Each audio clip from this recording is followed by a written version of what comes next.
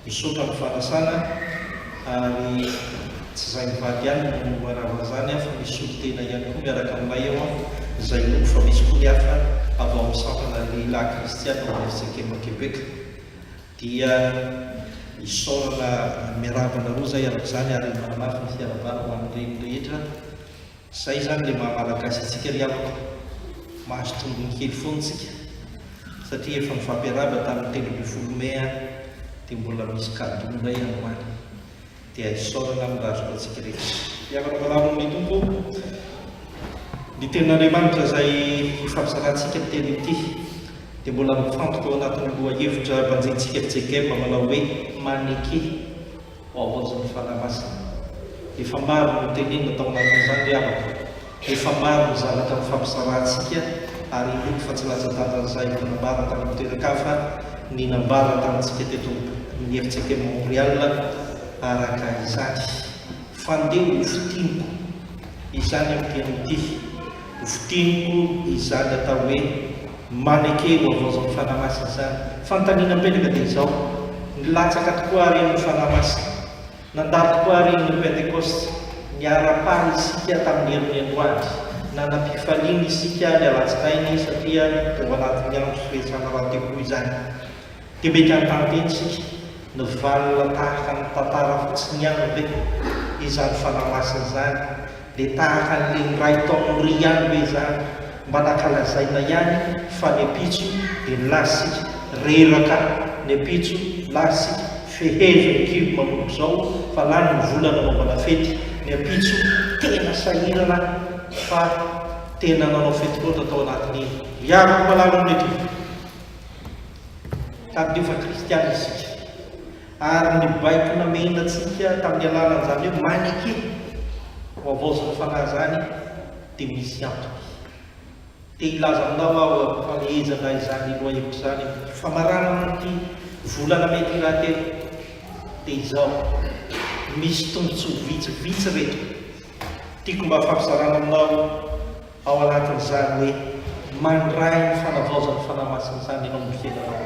Misy tombotsoa vitsivitsy reto izay tokony hanananao hoentinao miatrika ny fiainanao, hoentinao mamakivaky ny fiainana isanandro, hoentinao manompo an'Andriamanitra, hoentinao miaina ao anatin'ny tokantranonao, hoentinao miaina any anatin'ny toeram-piasana, hoentinao miaina any amin'ny toeram-pianarana sy ny hafa rehetrarehetra any amin'ity fotoana ho avy izay mbola diavintsika ity.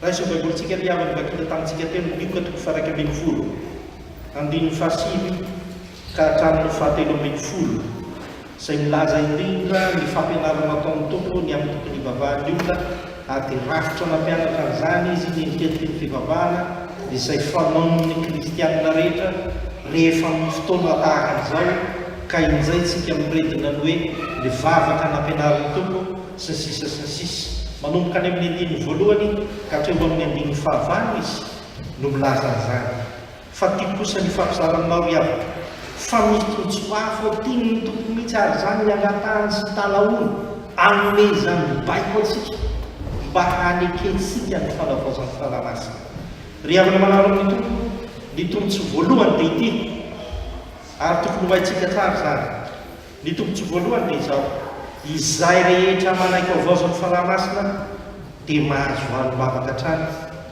izay rehetra manaiky ho avaozan'ny fanamasina dia mahazo valom-bavaka hatrany mahagaga ry havana fa somokotra ireo tompona mpianatra ny mpanaradia azo maro dia maro tokoa tamin'izany fotoan'izany ka nampianatra azy ny fomba fivavaka izany hoe tsy navelan'ny tompo ho zary fomba fanao fotsiny ihany tsy navelan'ny tompo ho zary fomba fantanterana fotsiny ihany ny mpanaradia azy fa tena nampianarany tsara mihitsy ny fomba fivavaka ny mpianany ary hatramin'izao azy dia miaina ao anatin'izany fomba fivavahana izany rehetrarehetra izany ary rehefa vita kosa zany dia hoy ny tompo dia ilaza ny mpianany manao hoe rehefa vitanareo ary zany ka nampianariko mivavaka ianareo dia mahazo toy mivavaka fa rehefa mivavaka ianareo tsy maintsy mahazo valom-bavaka ianao ny miavaka ny filaza ny tompo azy ary hoy izao aminareo amin'ny andininy fahasivy sy ny fahafolo magnatady omeny ianareo mitadiava dia ahita ianareo tondony dia hovoany ianareo fa izay rehetra mangataka ny maso ary izay mitady no mahita ary izay mandondona no hovoany ry amina malalo amin'ny tompo voambolana anankitelo no nampiasain'ny tompo mba hitaomany atsika mba hivavaka hitaomany mpianatra tamin'ny fotoanandro izay nanatika azy mba hivavaka ny voambolana telo dia izao mangataha mitadiava ary dondoby raha fitiny zany dia izao atao izay fomba rehetra amin'ny fotoana rehetra amin'ny toerana rehetra mba ahafahanao mivavaka hoe ny tompo fa rehefa mangataka ianareo dia mahazo ary rehefa mitady ianareo dia mahita ary rehefa mandondona ianareo dia mivoany dia avy ny malala sika re rehefa mivavaka tsy latsa-dalana zany misy ny vavaka fangatahana tia angataka amin'ny tompo sika eo amin'ny fiainantsika fa misy zavatra mba tadiavintsika mivavaka ny vahaolana amin'izany ary tsy vitan'izay ihany fa rehefa mba misy zavatra manahirana atsika dia hoy isika kristianina ary tombolo atsika zany andeha any mba hitady ny tompo aiza renao jesosy fa mangetahitenao azy sisasisisa vavaka ny dikan'izany ary ny farany avaka dia izao rehefa mandondona isika ka tsy diso varavarana fa mandona amin'ny tompo dia mivavaka avokoa ny dikan'izany dia hoy ny tompo izaho teny aminareo fa rehefa mivavaka ianareo na mangataka na mandondona na mitady dia mahazo valom-bavaka ianareo satria izy izay rehetra mangataka ny mahazo ary izay mitady ny mahita izay mandondona no vahana mametoko tsara ny mpianana eto ny tompo fa rehefa matsiaro mivavaka amin'Andriamanitra ianao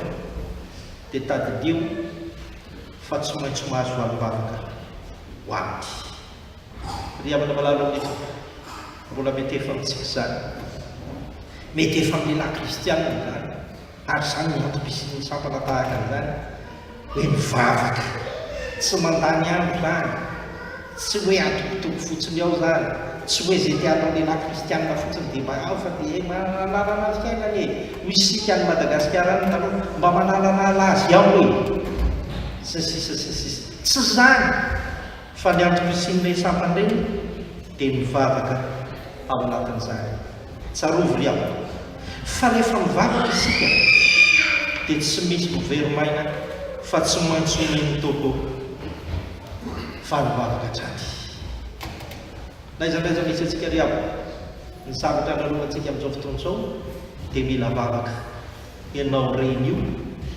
mila vavaka ianao ary ninonina fanomezana nomenany reny tamin'ny diana ity ninonina zavatra nomenany reny isaorana ny mpanomezany isaorana ny rehetra izay nikarakaran'izany fa izao aza donona no mivavaka ho any reny aza donona ihany koa reny no mivavaka eo amin'ny androm-piainanao aza donona no mivavaka ary ny sampana lehilahy kristiana ary aza dinona ny manany fitiavam-bavaka amin'ny fiainanao satria teniny tompo mba handray vanim-bavaka ianao ao anatin'izany rehetrarehetra izany.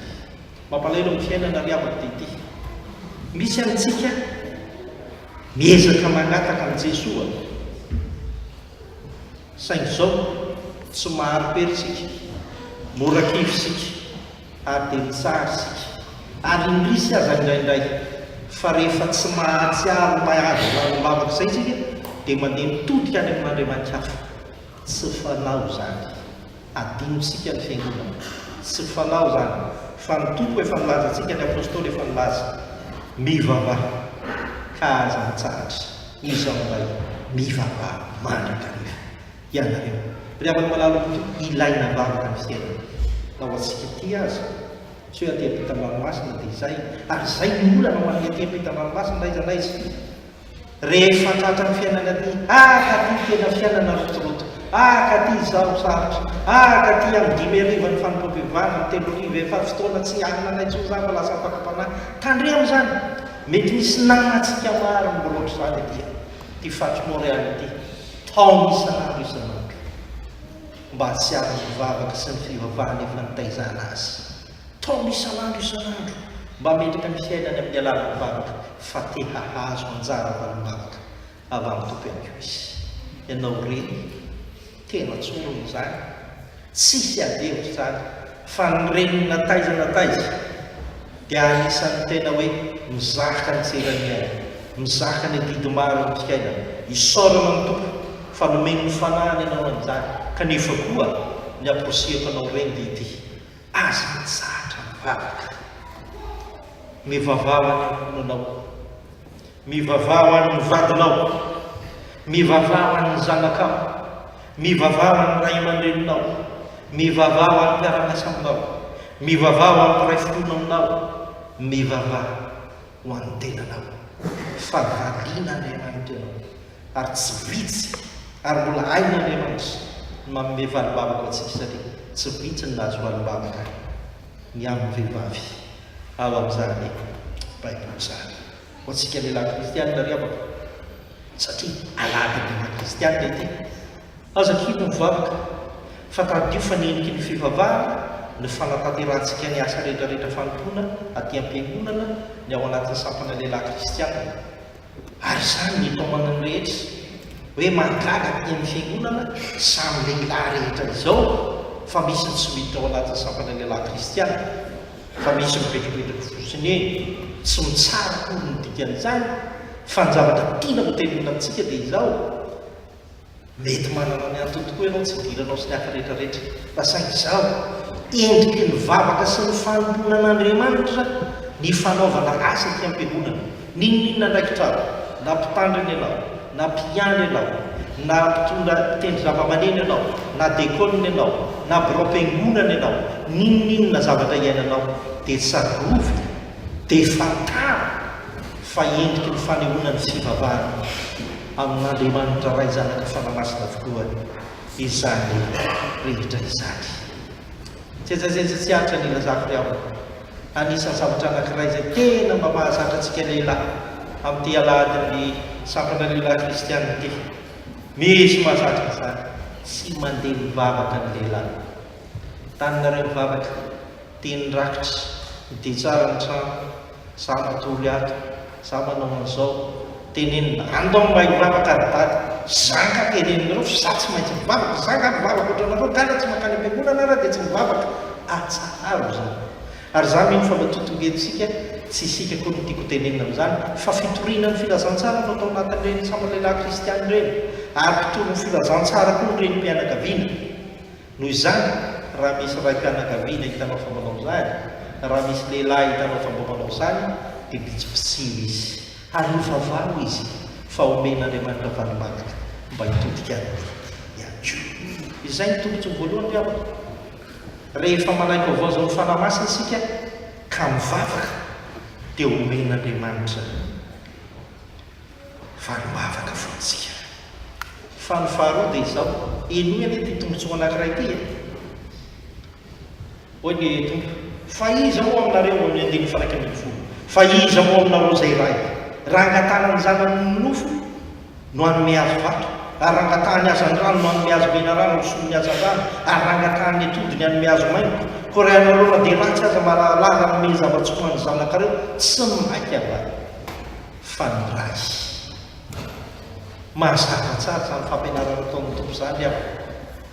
Ny tombotsoa voalohany dia hoe ny tompo meko valimbavaka ianareo rehefa mangataka amiko, fa ny tombotsoa faharoa dia ity tsy hoe valimbavaka fahatany fotsiny any io, tsy zay eritreretinareo fa tena zava-tsoa no valimbavaka omeko anareo araka izany. Tiavana manalo amin'ny tompo zany ny tombotsoantsika mpivavaka zany, ary tokony ho fantatsika izany. Ankoatran'izay fanarabian'ny olona reny koa tsy afafirin'izay atao hoe mivavaka avy ny olona kotsona laoko mijanany an-trano, ary fialan-tsasatra tiako kotsona laoko mba mipetrapetraka atsy ny aloha mitsangatsangana fangazana tsy misy ny toerana azahoana maniteraka izany raha tsy ilaza ohatsin'ity firenena izay lalovantsika ity sy ny sisa sy ny sisa.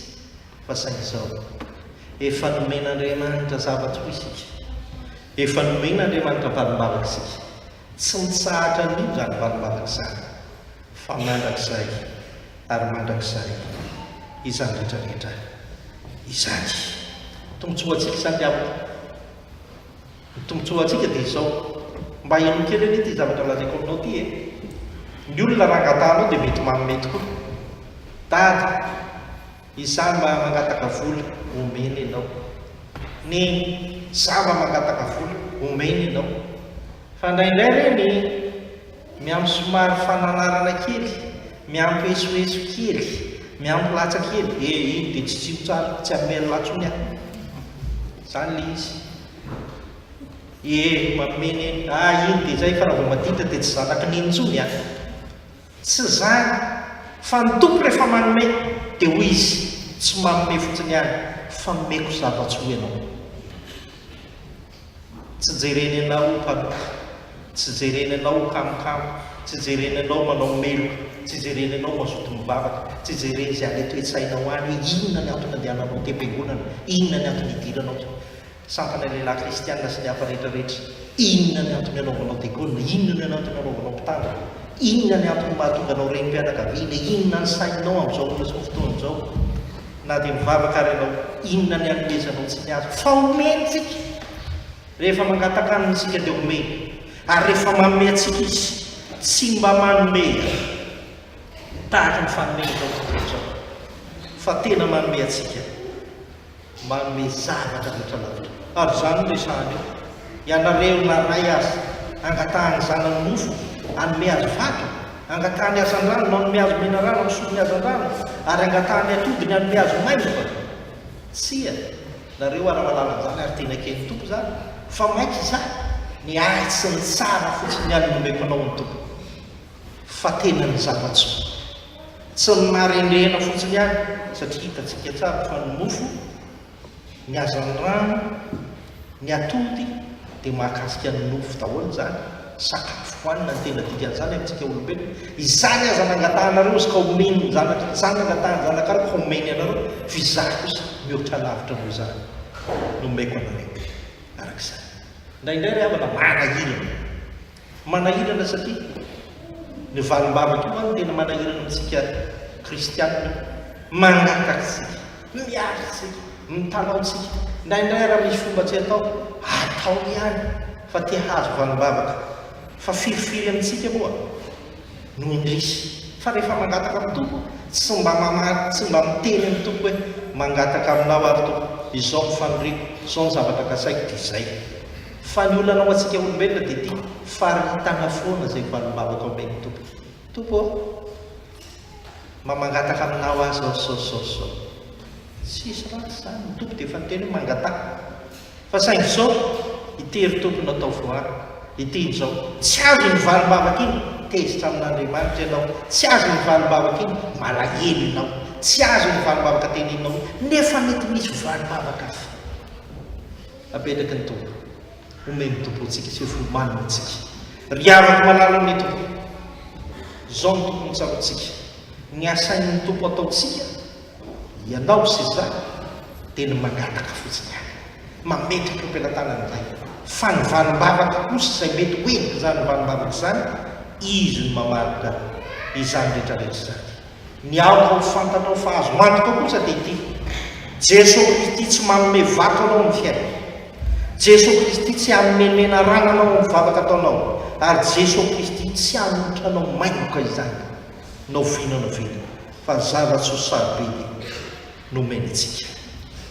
Anio ry avako fetiny reny, ary mahafinaritra mihitsy izy teo, falomena manokana ny reny, asa misy reny tara masy teo, ka mbola mamena reo kosa izy any, na dia somary tara kely ary tamin'ny fidirana, fa mety antony maro natonga an'izany, ary tena isaorantsika tsisy maharatsy zany. Fa saingy izao mba hangatahaka amintsika rehetra dia ity: na inona fanomezana azonao reny iny avy amin'ny zanakao, avy amin'ny hafa, ny fiarabana sy ny hafa rehetrarehetra, mety sy hitovy zany satria olombelona no manolotra, mety sy hitovy zany satria mety samy hafa ihany koa mety manana antsika tsirairay. Fa saingy izao mba hirariana kosa ny firariana dia izao: mba misy fanomezana anankiray iomonantsika rehetra, dia ny valim-bavaka avy amin'Andriamanitra, dia ny zava-tsoa la hitantanan'Andriamanitra antsika rehetra araka izany. Aladiny sampana lehilahy kristianina leo, tena mba mikarakara izy eo. Misy zavatra nasany antsika eo raha tsy diso ary avako, misy zavatra izay mba ataontsika eo endriky ny valim-bavaka omen'ny tompony sampana lehilahy kristianina miaraka amin'ny fiangonana eto Montréal ny fandronanao sy ny fandraisanao anjaran'izany. Aoko fantatsika izany. Asa ny matompo président misy fidiram-bola moa le zavatra, misy zavatra no vola kely, misy kela izay alao sy tononona le izy ry avako malalo amin'ny tompo. Misy ny sasany any aminao any mety efa ny valim-bavaka, fa ny tompo manome anao valim-bavaka mba azahoanao mamaly ny sampana lehilahy kristianina e. Fa misy ny sasany rehefa manao fitadiavam-bola le ny sampana isan'ireny lafo loatra, tsy misy an'izany, tsy izay tsy manao an'izany. Nenareo koa izao io hoe dia ahitana tsikera sy ny sisa sy ny sisa. Ho anareo izay efa mamaly ny antso, tadidio f'Andriamanitra ny manome anao sy manolotsainanao amin'ny alalan'ny fanahy masina mba hamalinao ny antso izay mety efa ho an'ny lehilahy kristiana, mba valim-bavaka maharitra mandrakizay amin'ny asa sampana lehilahy kristiana. Izany rehetrarehetra izany, raha mbola misy azo ny tananao atao hoy ny soratra masina, dia tadidio ataovy izany. Dikan'izany hain'Andriamanitra ao aminao io no hamaly ny vavaka izay atao amin'ny hafa mba azahoana tsiaro fa misy zany Andriamanitra. Izany misoratsika rehetra araka izany, ary tsy ny sampana lehilahy kristiana ihany fa ny hafa rehetra ny fiangonana rehefa mba manao dia manatanteraka izany. Isika tombontsoa roa izay riavako. Tombontsoa voalohany, mangataha mivavaha fa mahazo aridy. Ny tombontsoa faharoa dia izao: ny valiny koa anefa dia tsy mba tahaka ny fanomeny izao tontolo izao, fa tena zava-tsoa tokoa izany. Fa anisan'izay mba ngatahako aminao ry aho, fa anisan'ny tena manaitra loatra ao anatin'ity andininy fahatelo ambin'ny folo ity, ao amin'ny Luka 1:20, ny filazan'i Jesosy azy ary lohahevitra ny banjintsika nandritra nyity volana mety ny amin'ny maneke ho avaozy ny fanahy masina.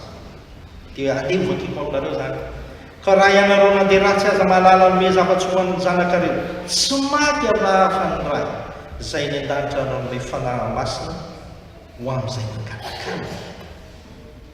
Any vao hita tsara ny valim-bavaka. Iavana malala amin'ny tompo, izay rehetra manaiky ho avaozy ny fanahy masina dia tadio fa tarihina ianao eo amin'ny fiainana. Tarihina ny fanahy masina ianao amin'ny fiainana, ary rehefa tarihina ny fanahy masina ianao, ny fanahy masina nomendrika Andriamanitra amintsika izao indray. Tadio ry havako fa ty alahady ity dia antsoina hoe aladin'ny Trinité. Izany hoe amin'ity alahady ity no miseho mibaribary ilay endrika Andriamanitra fahatelo tamintsika. Dia ilay Andriamanitra tsy hita maso ny fanahy, kanefa henonao ny fiasany amin'ny fiainanao, tahaka ny hoe ny rivotra hoy ny tompo manazava azy: jereo ny rivotra ozy, tsy hitanao maso izy ka rahanao fa misy rivotra ato amin'ity trano ity zao, ary rehefa misy rivotra heninao ny fiatefany amin'ny fiainanao amin'ny hoditra ao fa mangatsiatsika afaka miaintsika satria manana an'izany rehetrarehetra izany. Ry havana malala, tadio fa ny tombontsoa fahatelo rehetra zay rehetra mivavaka amin'Andriamanitra na iza na izy dia eo anilany Andriamanitra ny dikan'izany. Mitomany ianao eo anilanao Andriamanitra, misaina zavatra maro anao eo anilanao Andriamanitra amin'ny alalan'ny fanahiny, malahelo anao eo anilanao Andriamanitra mampahery anao, manana olana ianao eo anilanao Andriamanitra tsy mijery anao rery fa mamahy izany rehetrarehetra izany miaraka aminao. Faly ianao eo anilanao Andriamanitra manoro anao satria mitarika anao mba tsy ho any amin'ny filany izao tontolo izao sy ny filany nofo hitariany ianao, fa mba ho any amin'ny fifaliana amin'ny fiainanao. Azo tohizana lavabe zany. Io ny tombotsoa fahatelo. Tariny fanahy masina isika, tsy mandeha fotsiny ombienombeny anjambany amin'ny fiainantsika, tsy mba tahaka ny hafa izay tsy mananao sarangotiny tsika ka makany amin'ny famoizam-po, fa rehefa mivavaka amin'ny fanahy masina isika ka manaiky ao avao zany dia izy mihitsy no mandray tanana ka mitarika amin'ny fiainantsika araka izany. Ry afaka malala amin'ny tompo,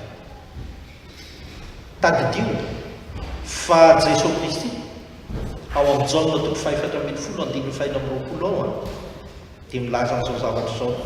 Andehany eo vakiko aminao zany filazantsara ny soratan'ny Jaona toko 4:20